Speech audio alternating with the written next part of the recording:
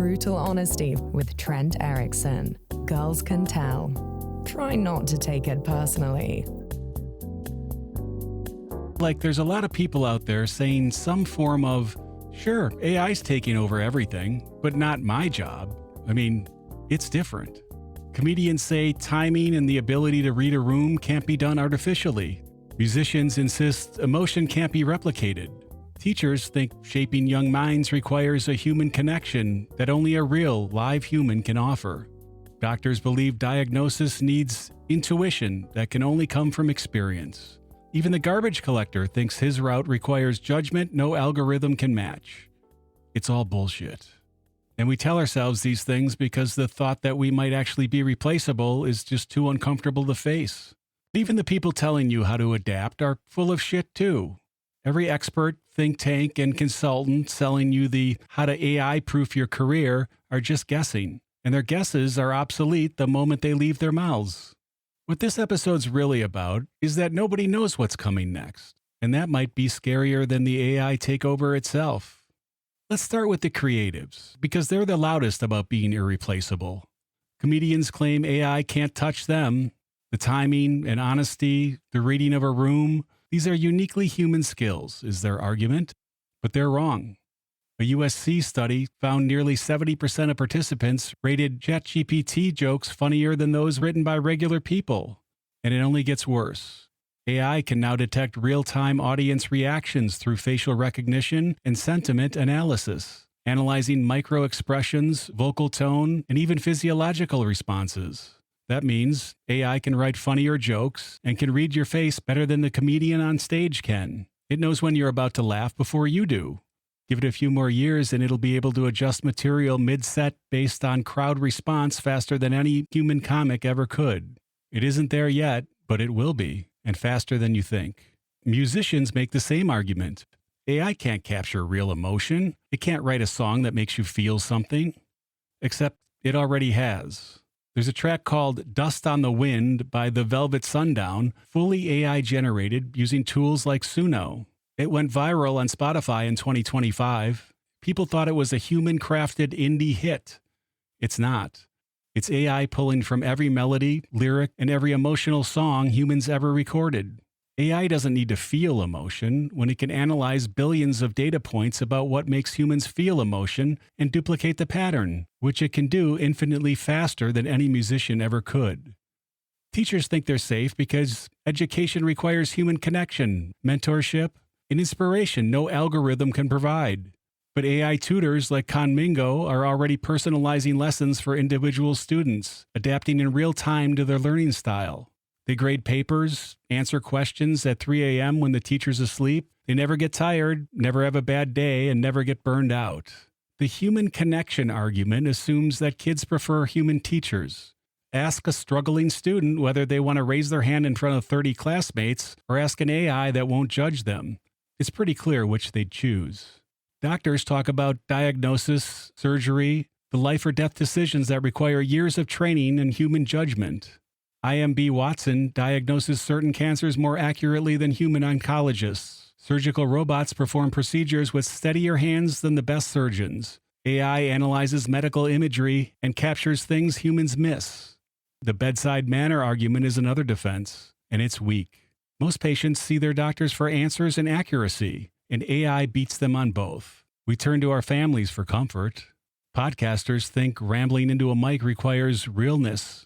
Meanwhile, tools like Notebook LM generate entire episodes in seconds where the voice sounds more polished than half the shows out there.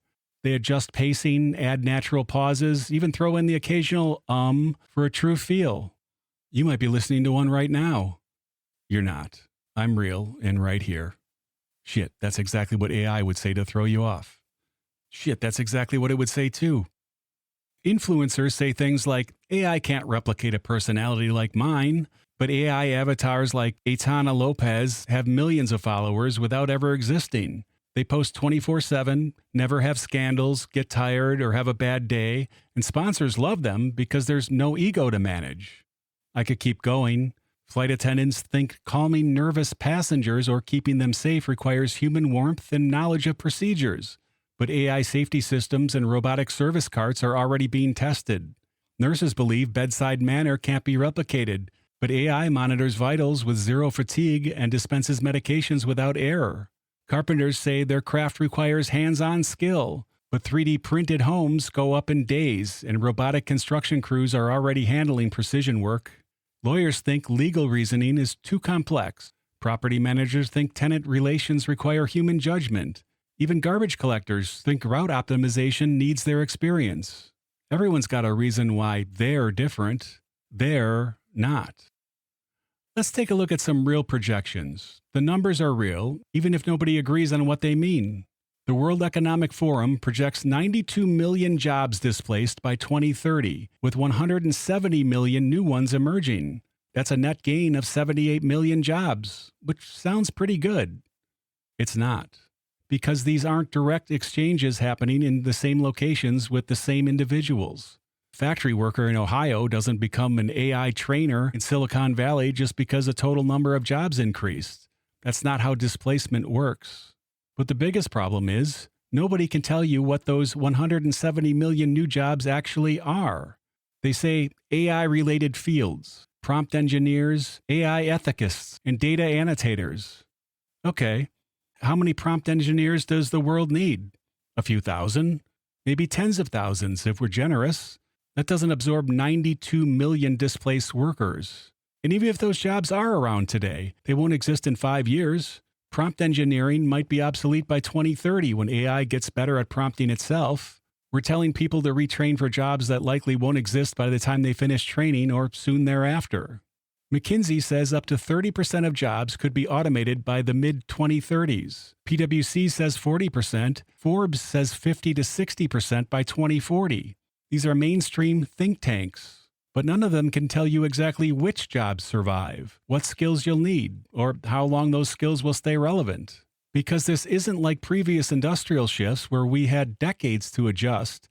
This is happening in months and years, not generations. People are comparing this to the Industrial Revolution or the invention of the Internet. We adapted then and will adapt now. Except this is fundamentally different. The Industrial Revolution mechanicized physical labor. It displaced farmers but created factory jobs. Humans were still necessary, just in different roles. AI is different because it automates cognition itself. It doesn't just replace your hands, it replaces your brain. And unlike previous revolutions, where humans moved up the value chain from physical labor to cognitive work, there's nowhere left to move now that AI is coming for the cognitive work too. Experts say what's left is creativity and emotional intelligence, except we just established that AI is getting pretty damn good at both of those. The pace of change is also different from the past industrial revolution, requiring more rapid adaptation from workers and organizations. The Industrial Revolution took decades. The Internet took years. AI breakthroughs are happening in months, sometimes weeks. By the time you retrain for the safe career, the requirements for the job have changed. So, what are you supposed to do? Every article, LinkedIn post, and consultant has the same advice. Upskill, learn AI, become AI literate, focus on uniquely human skills. Okay, upskill into what exactly? 6 months ago, prompt engineering was the hot new field. Now there are tools that do it automatically. Data annotation was supposed to be a growth industry. Now AI annotates its own training data. The roadmap everyone's telling you to follow is based on projections that change faster than you can follow them. In January 2025, the advice was to learn to work with AI. 6 months later, the advice shifted to specialize in AI oversight. By the time you're listening to this, it'll probably be something else entirely. What we want is predictable, linear change. What we're dealing with is change in a system that can improve itself. And that means that every piece of advice you get today might be obsolete tomorrow because the ground shifted before you could act on it. So let me tell you what I think likely happens in the next decade or two, because the pattern's already playing out. AI starts as a helper. It makes your life and job easier. You use it for research, editing, or brainstorming. It's just a tool, you say.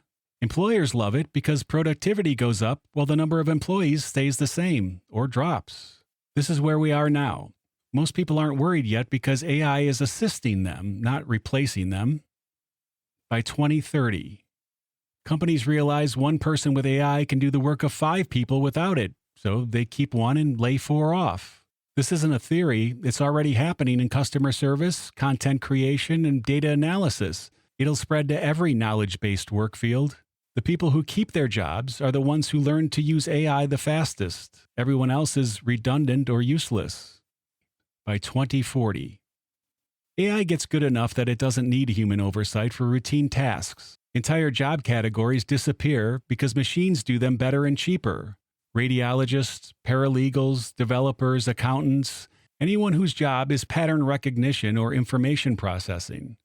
The creative jobs hold out longer, but not forever, because AI trained on every song ever written can create music. AI trained on every movie ever made can write scripts. AI trained on every podcast ever recorded can generate episodes.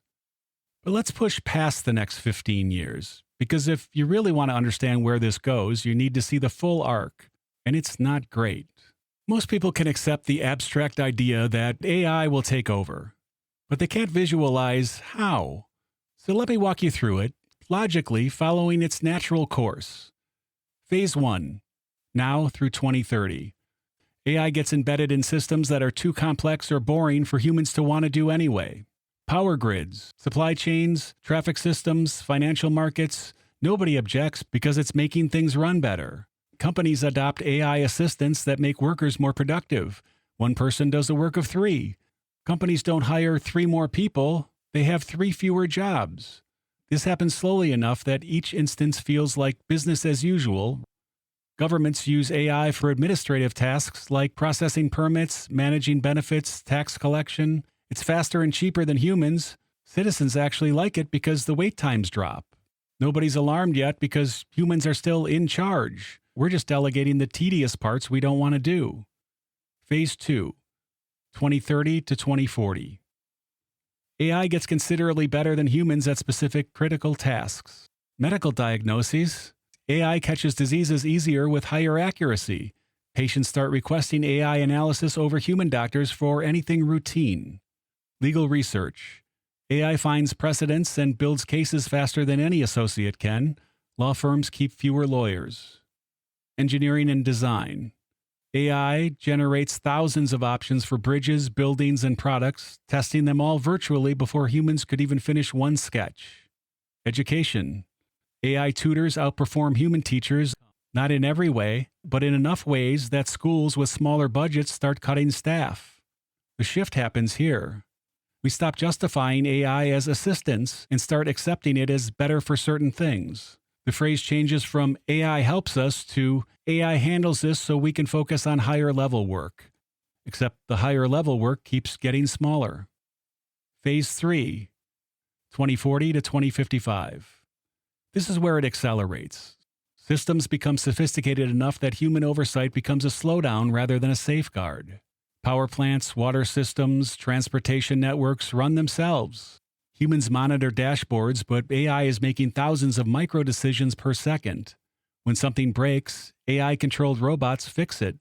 AI systems make governmental policy recommendations based on outcome data. Should we adjust tax rates? Build a new highway? Change zoning laws? Politicians still technically vote, but they're voting on AI-generated options because the analysis is too complex for humans to replicate. AI starts designing better AI, not fully autonomous yet because humans still approve the changes, but we're approving things we don't fully understand because the results are measurably better. The rationalization people will make, we're still in control, we can always pull the plug, except pulling the plug now means crashing the economy, the power grid, supply chains. It's officially total dependence. Phase 4, 2055 to 2080.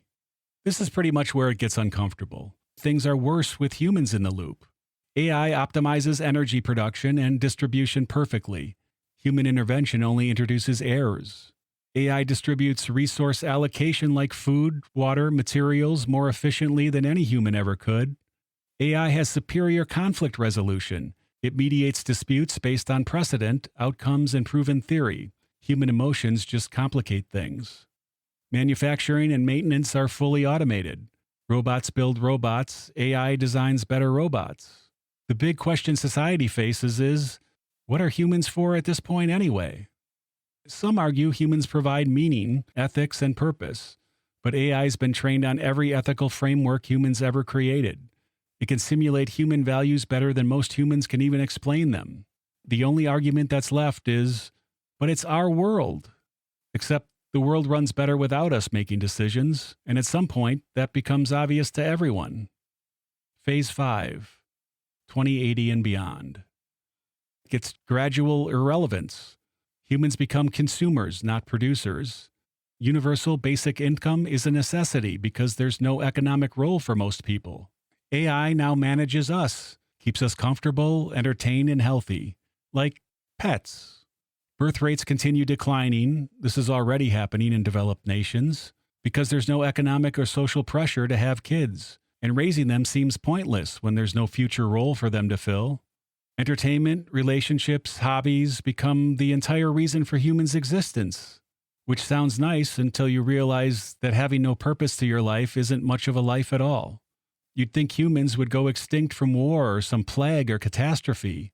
Instead, we just gradually become optional.